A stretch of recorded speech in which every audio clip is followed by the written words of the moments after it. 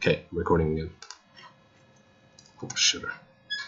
Cool. So I'm literally just selecting each bone and trying to make sure they're not affecting what I don't want them to affect. Like this freaking spines are all affecting why, like they're affecting all areas that I really don't want them to affect. So I'm just gonna hit select the areas I don't want them to affect and set them to 0. You just affect your spine area, just chill out. Would be because she's so small. It is literally because she's so small, and that's annoying. I probably should have scaled up her model, and that's something that you probably should learn from my mistake. You probably should scale up the model, because then I'd say it's just so small that the sphere of influence is big. Like, so I kind of screwed up on that front. So yeah, just don't do what I did. It's pain. It's way more pain, but at least you can see me fixing my mistakes.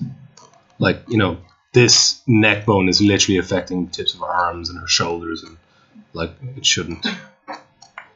And her feet, like it's affecting her feet. God's sake. So yeah, it shouldn't. It's affecting her hair even. Right, coolio. Does that affect anything? Yeah, it's not too bad.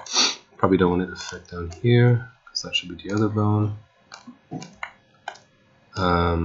Is it all kind of okay? Like, do you all kind of understand what I'm doing? Yeah? Okay. Cool. As long as it's not like super confusing, let me know if it's not. Okay, what I like to do at this point is I also like to set the character into a pose. And the reason I like to do that is because it's one thing doing it here, whether it's like perfectly straight out, and I'm like, okay, kind of like, oh, you shouldn't affect that, you shouldn't affect that. But when you set it into like a weird pose, you kind of see all the bits that are pulling. You know, when I pull the hair and stuff, you can see all the bits that are pulling up. So I'd like to do that as well, just to make it easier for me. So let me just do this last little bit, and I'll do that. That's the motion. That's basically what I'm doing. So I'm gonna get out of the editable poly. So I'll go back to create. Select any bone, doesn't matter which bone, any of the bones, and then go to the motion layer, which is the little rolly ball thing. Go to the rolly ball, and this part's a little complicated. So it's recorded there, but just pay attention. I'm going to create something called an absolute layer, and if I click on that, it's ABS. Okay, I never use any of the others, just use ABS. What an absolute layer means is anything in this animation will affect everything. Animation layers are good because you can blend between them. You can have like a running cycle, and then say a cycle where you're flapping your arms, and you can blend them so that the bottom part of your animation is running, but the top part of you is flapping your arms, for example. But I'm just going to use that one animation layer and just deal with that for now. So I've got 100% animation layer done. You need to click and hold, add ABS. Now, it won't work yet. I can't animate yet until I hit the little play button. So if I press play, when I press play, now I'm in animation mode. The other thing I need to do is down here, I need to turn on auto key mode. And what auto key mode means is it will set keyframes automatically when I make animations, okay? My timeline is going from 1 to like 395 for some reason. So there's this little timeline bar you can scrub. You all have done animation Unity, it's basically the same thing. So there's this little time configuration button. It looks like a little clock with a settings beside it. Click on that, and I can say start time 1, end time, let's say 100. Cool. Now if I move this timeline to like 10, and let me just move the pelvis, we'll see what happens. When I move the pelvis, it creates a keyframe automatically. So if I go back to the start, it created a keyframe at the start, and then when I move to where it moved, it had a keyframe there. It's exactly the same as the animation system that you use in Unity. Basically, if you're recording, it will record the in-betweens. So what I can do then is at 10, I can create a weird ass animation that just tests. See, I can see problems already down here. And that weird animation will basically test like whether stuff is working as it should. So, ooh, sugar. So I guess why is the chest affecting the legs? Oh my god. Yeah, don't do what I did. Scale up your model. Oh my god. I know, right? Oh. But it's okay because I'm doing this all at frame 10. So there we go. That's fucked as well. So that's being pulled by something at the back. I'm doing this all at frame 10. So which means like I can always scrub back to frame 0 and she's still back in her normal position because I'm just animating frame 10. But you need to make sure auto is turned on.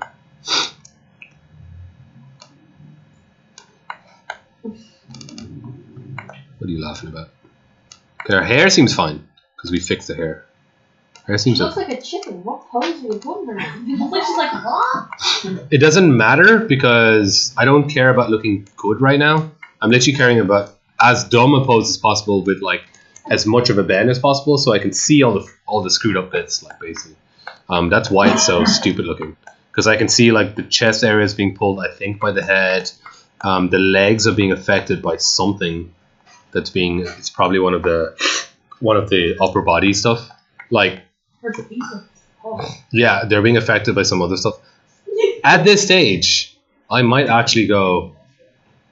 Let me just restart and rescale because I've made it at such a small stage. How rescale it now at this point? I can't really scale the body. I can do a trick though, which might be good for you to know anyway.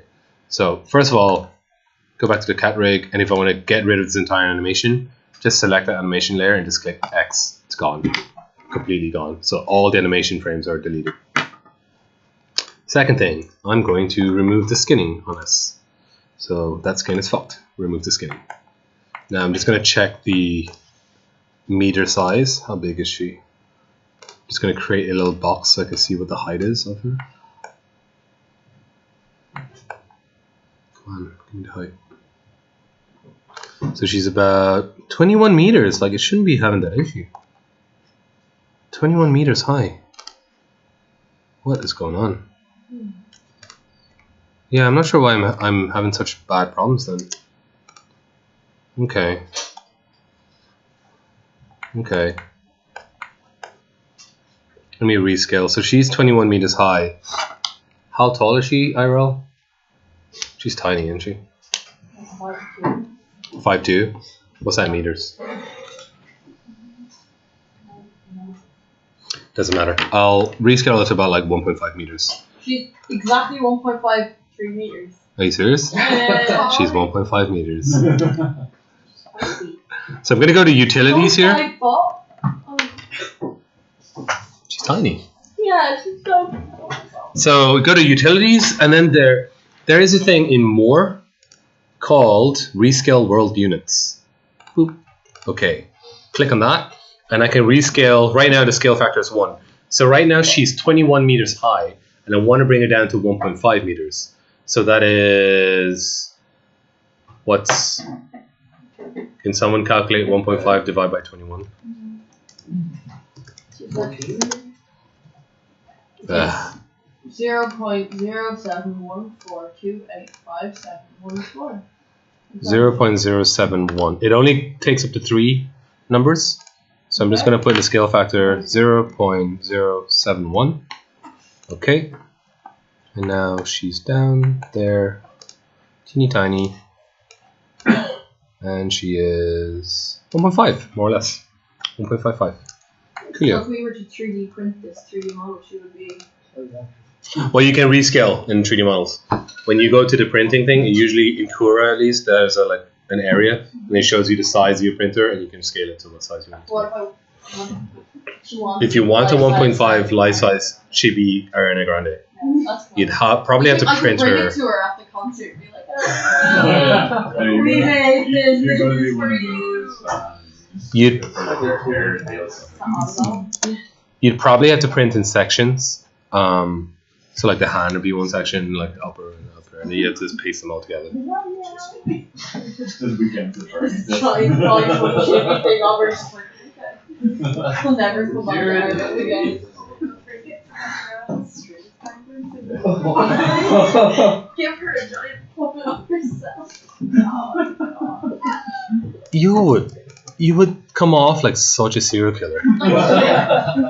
I made this for you. Says the man who's been talking about skin and Ariana Grande for this class. It's part of what you need to do.